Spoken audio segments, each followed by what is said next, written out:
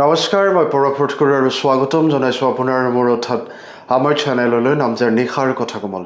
আশা কৰোঁ আপোনালোকৰ দিনটো খুবেই সুন্দৰভাৱে অতিবাহিত হ'ল। মানৱ সভ্যতা আগবাঢ়ি যোৱাৰ লগে লগে বিভিন্ন সংস্কৃতিৰ ঘনিষ্ঠ সংস্পৰ্শলৈ আহিছে, যাৰ ফলত সাংস্কৃতিক বিনিময়ৰ সূচনা হৈছে। এই প্ৰক্ৰিয়াৰ ফলত প্ৰায় থলুৱা সংস্কৃতিৰ পৰিৱৰ্তন ঘটিছে। উত্তৰ পূব ভাৰতৰ বড়ো সম্প্ৰদায়ো তেনে এক উদাহৰণ হয়। বাহিৰৰ প্ৰভাৱৰ বাবে তেওঁলোকৰ পৰম্পৰাগত সংস্কৃতি, বিশেষকৈ তেওঁলোকৰ উৎসৱত যথেষ্ট পৰিৱৰ্তন হৈছে। বড়োসকলৰ পৰম্পৰাগত ধৰ্ম বাথৌৱে ক্ৰমান্বয়ে হিন্দু দৰ্শনৰ উপাদান গ্ৰহণ কৰিছে, যাৰ ফলত বহুতো ধৰ্মীয় উৎসৱৰ পৰিৱৰ্তন ঘটিছে। তেওঁলোকৰ ঋতুভিত্তিক উৎসৱবোৰেও নিজৰ আদি ৰূপ হেৰুৱাইছে, আনহাতে আন সংস্কৃতিৰ জনপ্ৰিয় উৎসৱবোৰো অধিক সাধাৰণ হৈ পৰিছে। এই পৰিৱৰ্তনসমূহে বড়ো সম্প্ৰদায়ৰ অনন্য পৰিচয় আৰু পৰম্পৰাগত উৎসৱসমূহ সংৰক্ষণৰ ক্ষেত্ৰত এক প্ৰত্যাহ্বানৰ সৃষ্টি কৰিছে। উৎসৱ আৰু মেলা এটা সম্প্ৰদায়ৰ সংস্কৃতি আৰু ঐতিহ্যৰ এক গুৰুত্বপূৰ্ণ অংশ। উৎসৱসমূহে ধৰ্মীয়, সামাজিক আৰু সাংস্কৃতিক পৰম্পৰাক উদযাপন কৰে। সংগীত, নৃত্য, খাদ্য আৰু অন্যান্য কাৰ্যকলাপৰ জৰিয়তে মানুহক একত্ৰিত কৰে। মেলাসমূহে মূলতঃ সামগ্ৰী ক্ৰয় বিক্ৰয়ৰ সুযোগ প্ৰদান কৰি বাণিজ্য আৰু মনোৰঞ্জনৰ প্ৰসাৰ ঘটায়। ঋতু, চপোৱা আৰু অন্যান্য গুৰুত্বপূৰ্ণ অনুষ্ঠানৰ লগত জড়িত প্ৰাচীন আচাৰ অনুষ্ঠানৰ পৰা উৎসৱৰ উৎপত্তি হৈছিল। আজি যোগাযোগ আৰু ভ্ৰমণৰ উন্নতিৰ লগে লগে উৎসৱসমূহ প্ৰায় মেলাৰ সৈতে সংযুক্ত কৰা হয়, আৰু ইয়াৰ উপৰিও সাংস্কৃতিক বিনিময়, পৰ্যটন আৰু স্থানীয় অৰ্থনীতিক সমৰ্থন কৰা হয়।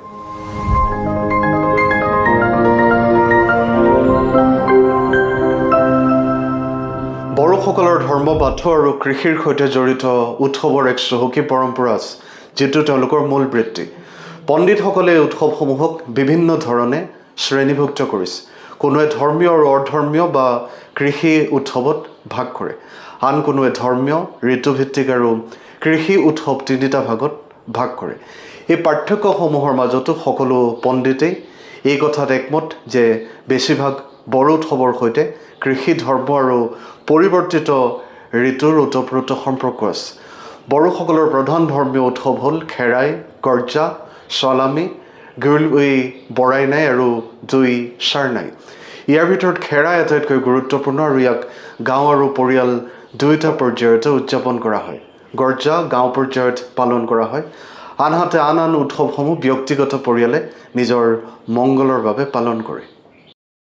আজি প্ৰথমেই কওঁ খেৰাই ফেষ্টিভেল বা খেৰাই মহোৎসৱৰ কথা। খেৰাই মহোৎসৱ বড়ো সম্প্ৰদায়ৰ ধৰ্মীয় আৰু সাংস্কৃতিক উৎসৱ। ই তিনি প্ৰকাৰৰ। চাংচাৰী খেৰাই, যি সমাজৰ কল্যাণৰ বাবে গাঁৱৰ এক উমৈহতীয়া স্থানত অনুষ্ঠিত হয়। গৰ্জা খেৰাই গৰ্জাশালী নামৰ স্থায়ী সামূহিক উপাসনা স্থানত অনুষ্ঠিত হয়। ইয়াৰ উপৰিও আছে বাথৌ খেৰাই, ব্যক্তিগত পৰিয়ালে নিজৰ মংগলৰ বাবে পৰিৱেশন কৰে। খেৰাই বড়ো সংগীত আৰু নৃত্যৰ কেন্দ্ৰবিন্দু। ইয়াৰ পৰাই বহুতো বিখ্যাত বড়ো নৃত্য যেনে বাগুৰুম্বা, বৰদিছ চিখলা, মোৱাচা খাউৰী আদিৰ উৎপত্তি হৈছিল। এজন ওঝাৰ নিৰ্দেশনাত এজন পুৰুষ পুৰোহিত দৌৰি আৰু এগৰাকী মহিলা পুৰোহিত দুয়োদিনীয়ে এই অনুষ্ঠানসমূহ সম্পন্ন কৰে। উৎসৱৰ সময়ত প্ৰধান দেৱতা ব্ৰাই বাথৌ আৰু ইয়াৰ লগত জড়িত দেৱতাক প্ৰাৰ্থনা, নৃত্য, পশু বলিদানৰ জৰিয়তে পূজা কৰা হয়। গোটেই উৎসৱটোত খাম অৰ্থাৎ ঢোল, চিফুং অৰ্থাৎ বাঁহৰ বাঁহী, জোঠা আদি পৰম্পৰাগত বাদ্যযন্ত্ৰ বজোৱা হয়। খেৰাই 3 দিন 3 ৰাতি চলে। সংগীত, নৃত্য, ধৰ্মীয় অনুষ্ঠানৰ অনুষ্ঠানত সকলো বয়সৰ লোকে অংশগ্ৰহণ কৰি আনন্দময় পৰিৱেশৰ সৃষ্টি কৰে। উৎসৱৰ সামৰণি পৰে এক সামূহিক ভোজৰ জৰিয়তে, য'ত সকলোৱে খেৰাইৰ গুৰুত্ব আৰু সংৰক্ষণৰ বিষয়ে আলোচনা কৰে। পৰম্পৰাগত খাদ্য পৰিৱেশন কৰা হয় আৰু পিছত সকলোৱে আশীৰ্বাদ বিনিময় কৰে। আন এক গুৰুত্বপূৰ্ণ উৎসৱ হৈছে গৰ্জা উৎসৱ। গৰ্জা হৈছে গাঁওখনক শুদ্ধ কৰিবলৈ আৰু দুষ্ট আত্মা, ৰোগ, দুৰ্ভাগ্যৰ পৰা ৰক্ষা কৰিবলৈ পালন কৰা বড়ো ধৰ্মীয় উৎসৱ। ইয়াৰ প্ৰধান উদ্দেশ্য দুটা: মানুহৰ নৈতিক আৰু সামাজিক অন্যায়ৰ পৰা পৰিষ্কাৰ কৰা, আৰু গাঁৱৰ সুৰক্ষা আৰু মংগলৰ বাবে দেৱ দেৱীৰ আশীৰ্বাদ বিচৰা। গাঁৱৰ পূজাস্থলী গৰ্জাশালীত এই উৎসৱৰ আয়োজন কৰা হয়। খেৰাইৰ দৰে নহয়, গাৰ্যক দুদিনীয়া অবিহনে পৰিৱেশন কৰা হয়। গাঁৱৰ মানুহে অতি ভক্তিৰে প্ৰাৰ্থনা আৰু অনুষ্ঠানত অংশগ্ৰহণ কৰে আৰু উদযাপনৰ অন্ত পৰে সামূহিক ভোজৰ সৈতে। আন বড়ো ধৰ্মীয় উৎসৱসমূহ মূলতঃ পৰিয়ালভিত্তিক আৰু ইয়াৰ পৰিসৰ সৰু হয়। ধৰ্মীয় উৎসৱৰ লগতে বড়োসকলে 3টা ঋতুভিত্তিক উৎসৱো উদযাপন কৰে বা পালন কৰে। বৈশাগু, আমথিচুৱা আৰু দুমাচি। বড়ো সম্প্ৰদায়ৰ আটাইতকৈ গুৰুত্বপূৰ্ণ আৰু জনপ্ৰিয় ঋতুভিত্তিক উৎসৱ হৈছে বৈশাগু। বসন্তকালত বড়ো নৱবৰ্ষৰ আৰম্ভণিতে 7 দিন পালন কৰা হয়, যেতিয়া প্ৰকৃতি সেউজীয়া আৰু সুন্দৰ হৈ পৰে। এই উৎসৱৰ 3টা পৰ্যায় আছে। প্ৰথম দিনাই বড়ো কৃষি জীৱনত গৰু গুৰুত্বপূৰ্ণ কাৰণে গৰুক পূজা কৰা হয় আৰু সজাই তোলা হয়।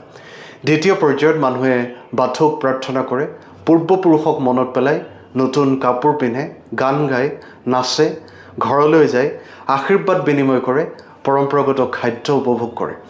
যুৱক যুৱতীসকলেও গীত নৃত্যৰ জৰিয়তে প্ৰেম প্ৰকাশ কৰে। আৰু তৃতীয় পৰ্যায়ত পৰিয়ালসমূহে আত্মীয় স্বজনক লগ কৰে, খাদ্য ভাগ বতৰা কৰে আৰু উপহাৰ বিনিময় কৰে। বৈশাগুৱে প্ৰকৃতি, সুখ, পাৰিবাৰিক ঐক্য আৰু বড়ো লোকসকলৰ সাংস্কৃতিক পৰম্পৰাক সুন্দৰভাৱে প্ৰতিনিধিত্ব কৰে। আন এক গুৰুত্বপূৰ্ণ মহোৎসৱ হ'ল আমথিচুৱা মহোৎসৱ। পথাৰত ধান ৰোপণৰ চূড়ান্ত কাম আৰম্ভ কৰাৰ প্ৰাকক্ষণত উদযাপন কৰা হয় ঋতুভিত্তিক উৎসৱ আমথিচুৱা। এই সময়ছোৱাত কৃষকসকলে কৃষি কামৰ পৰা অলপ বিৰতি লয়। আহাৰ মাহত ঋতুভিত্তিক ফল মূল পোৱা যায় আৰু ইয়াৰ লগে লগে এই উৎসৱ আৰম্ভ হয়।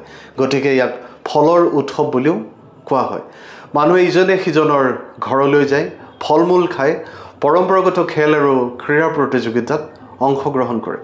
আমথিচুৱাৰ সময়ত বৌনৈ নামৰ এক অনুষ্ঠানৰ জৰিয়তে পূৰ্বপুৰুষক স্মৰণ কৰা হয়। উৎসৱৰ শেষত ব্ৰাই বাথৌক ফলৰ বাবে ধন্যবাদ আৰু সফল কৃষি কাৰ্যৰ বাবে আশীৰ্বাদ বিচাৰি উমৰাও খেৰাই পৰিৱেশন কৰা হয়। বড়োসকলৰ আন এক গুৰুত্বপূৰ্ণ উৎসৱ হৈছে দুমাচি উৎসৱ। দুমাচি হৈছে বড়ো সম্প্ৰদায়ৰ ঋতুভিত্তিক উৎসৱ, যিটো মাঘ মাহত চপোৱাৰ বতৰত পালন কৰা হয়। ই আনন্দৰ উৎসৱ কাৰণ কৃষকে নিজৰ কঠোৰ পৰিশ্ৰমৰ সফলতা আৰু নতুন শস্যৰ উপলব্ধতা উদযাপন কৰে। মানুহে চপোৱা শস্যৰ পৰা পৰম্পৰাগত জলপান প্ৰস্তুত কৰে, ইজনে সিজনৰ ঘৰলৈ যায়, লোকগীত গায়, খাদ্য আৰু জৌ ভাগ কৰে। দুমাচিয়ে বড়ো সংস্কৃতি, কৃষি, প্ৰকৃতি আৰু ধৰ্মীয় বিশ্বাসৰ মাজৰ ঘনিষ্ঠ সম্পৰ্ক প্ৰতিফলিত কৰে। ইয়াক খাদ্যৰ উৎসৱো জনা যায়। গতিকে খণ্ডটোৰ প্ৰথমেই কোৱাৰ দৰে সাংস্কৃতিক প্ৰভাৱ আৰু সংস্কৃতিকৰণৰ বাবে সময়ৰ লগে লগে পৰম্পৰাগত বড়ো উৎসৱৰ পৰিৱৰ্তন ঘটিছে। উত্তৰ পূব ভাৰতৰ অন্যতম বৃহৎ জনজাতীয় সম্প্ৰদায় হিচাপে বড়োসকলে নিজৰ অনন্য সাংস্কৃতিক পৰিচয় ৰক্ষাৰ ক্ষেত্ৰত প্ৰত্যাহ্বানৰ সন্মুখীন হৈছে। সাংস্কৃতিক পৰিৱৰ্তন স্বাভাৱিক, কিন্তু ইয়াৰ দ্বাৰা মূল সংস্কৃতিক দুৰ্বল কৰাতকৈ শক্তিশালী কৰা উচিত। আন সংস্কৃতিৰ অন্ধ অনুকৰণৰ ফলত গুৰুত্বপূৰ্ণ বড়ো পৰম্পৰা হেৰুৱাবলগীয়া হ'ব পাৰে। গতিকে নিজৰ ঐতিহ্য ৰক্ষা কৰি নতুন সাংস্কৃতিক উপাদান সযতনে গ্ৰহণ কৰা উচিত। এই কথাৰে আজিৰ এই খণ্ডটো সামৰিছোঁ। আশা কৰোঁ আপোনালোকে আদৰি ল'ব, লগতে আপোনালোকৰ মতামত আগবঢ়াব আৰু চেনেলটো নিশ্চয়কৈ ছাবস্ক্ৰাইব আৰু ফ'ল' কৰিব। পুনৰ লগ পাম এক নতুন আৰু আকৰ্ষণীয় বিষয়ৰ সৈতে। ভগৱানে আপোনালোক সকলোৰে মংগল কৰক। আজিলৈ আহোঁ। শুভৰাত্ৰি। ধন্যবাদ।